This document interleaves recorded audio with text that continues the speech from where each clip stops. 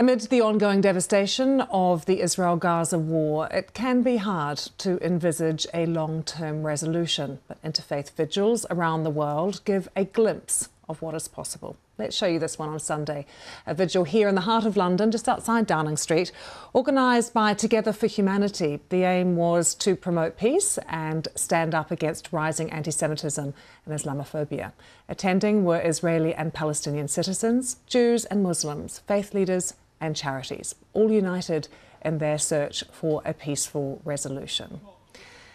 And if you saw those photos, there are two people with me who are very familiar. They were right in those pictures there because they were at the vigil on Sunday. Hannah Weisfeld, founder of Yachad UK, a British Jewish organisation which supports the Palestinian state, and Hamze Awawde, a member of the Palestinian delegation for Hands of Peace, which empowers American, Israeli and Palestinian youth to become agents of change.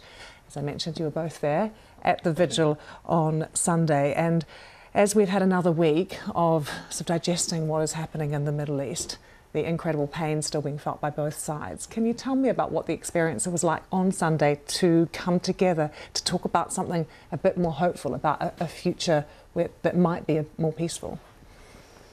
It was a way to show hope because really one of the victims of this war is hope. People disheartened, they are feeling victims to hatred, to anger, and they don't see hope.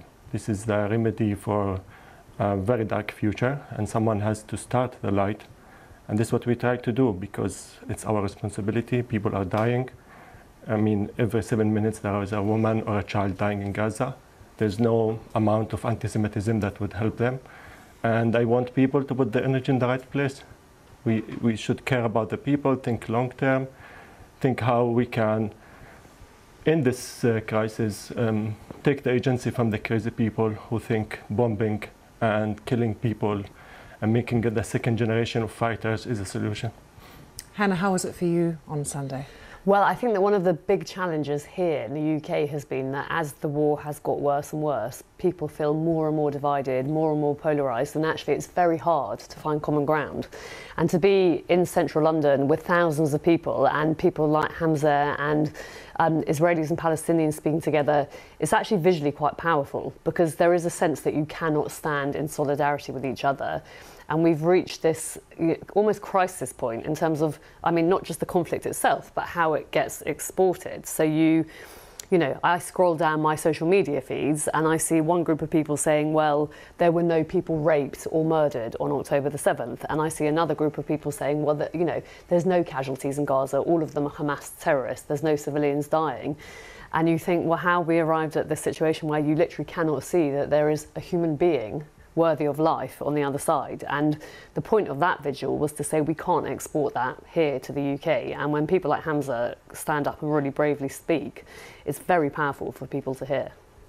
When you talk about the need for hope and that almost being the unifying force on Sunday, was there also a sense that you needed to agree on what a shared future would look like, or was that put to one side? Because that is so contentious too. I think we agree on basic things. We agree on the value of human life. We agree that the same leaders we have now leading this campaign are the ones who brought us to this situation. We agree that new leadership is needed in Israel. Absolutely. And for the Palestinians. Exactly. We really need better leaders. We need leaders who care about the future generations. They have been trying the same thing for 75 years. They got better at inflicting pain on the other side. But this have led us nowhere. And poor people, like people, they are not born to die or to hate, but they are trapped. They are trapped and they can't see it. And the international community is not doing the right thing to push the leaders there and to push the people for what they need for the future. I mean, the international community is starting to talk about a political solution now, not just looking at what is happening militarily. How do you begin to sort of influence that debate about what a future might look like? Well, I mean, I'm pleased you asked that because I think one of the things that is so frustrating about this conflict is that everybody ignores it until there is a massive crisis. And we are now in the most terrible crisis. And I've worked around this conflict for over a decade. And every couple of years, a war breaks out between Israel and Gaza. This is like no other war.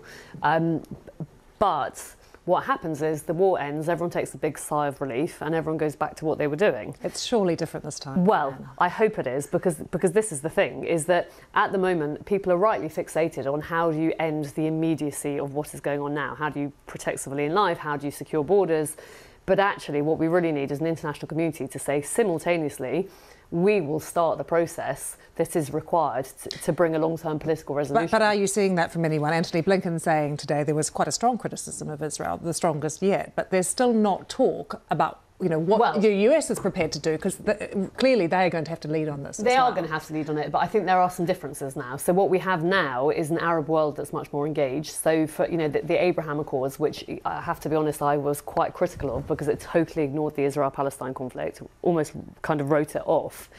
There is actually now a role for those Arab allies of Israel to play in bringing this to an end, and I think that will become increasingly important. And actually there is a role for people outside the region. So the organisation that I run, which is a British Jewish organisation, that's about us here in the UK as British Jews and the role we play as British citizens in terms of making sure that this conflict now stays on the British political agenda as a foreign policy objective. Hamze, where are Palestinians looking to, though? Because they, from what I sense when I talk to them, feel let down by the entire world, including Arab and Muslim neighbours.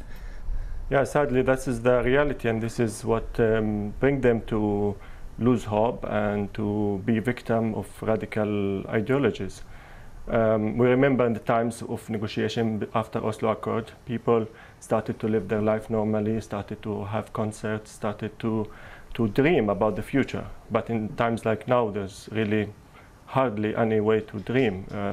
People, even on their basic life, in Gaza, people don't have food to eat, and they know that the world abandoned them. I don't think they expected much from the world because they have been under siege for 17 years, and that did not bother anyone. You both have children, and I know when you see the suffering of children, I know this myself, it is particularly heart-wrenching. And we've had Israeli children who have been taken hostage, and we have Palestinian children potentially now dying of simple things like diarrhea, in Gaza. But what do you both say to your kids who are little about what they're clearly picking up on little things here and there? Do you talk to them about it, and how do you describe the future to them? Hamza first. I talked to my son about what happened on October 7th. I told him that you will always have the need to revenge and the desire to revenge, but you should never do it because we're all humans, and every child has a family, and every family looking forward to see their parents every day after coming back from work. We deserve a better life without killing or dying. It's like basic right for Palestinians to have a state after 100 years of Balfour Declaration. And the neglect have not been good for Palestinians or even Jews, And I tell my son all of that because I can't isolate him from what's happening. I have to educate him, otherwise he will educate himself from wrong sources. But I see every child through my son's child. Everyone is like a family member who's dying there. It doesn't have to be a blood family member. And Hannah, your little ones, did they light a candle last night? Well, they did light a candle for Hanukkah, and actually, in some respects, I'm privileged that I'm very invested in this conflict, but from afar, and I can protect my kids in the way that you can't. But when I did, my older child did ask me about it because she's picked up on the fact that I'm very busy at work, and she said to me, she doesn't understand why people would have a war. She doesn't, for her, people are people. And actually, sometimes I think viewing the world through the innocence of a 6-year-old can be quite helpful because you strip away the politics, you strip away the hate. And she asks very basic questions, which is that, well, why would you hate another person and why would you not want to live with them? And as simplistic as that might be, and it is simplistic, there is also some truth in that, which is that when I sit with someone like Hamza and I sit with other Palestinians that I've worked with now for years, they're my friends, and I don't view them as I am the Jew and Hamza is the Palestinian. We're just people that are having a conversation with 2 6-year-old kids. And what's so sad about what has happened in the region is that there is no ability for anyone to do that at all at the moment, and there hasn't been for a long time.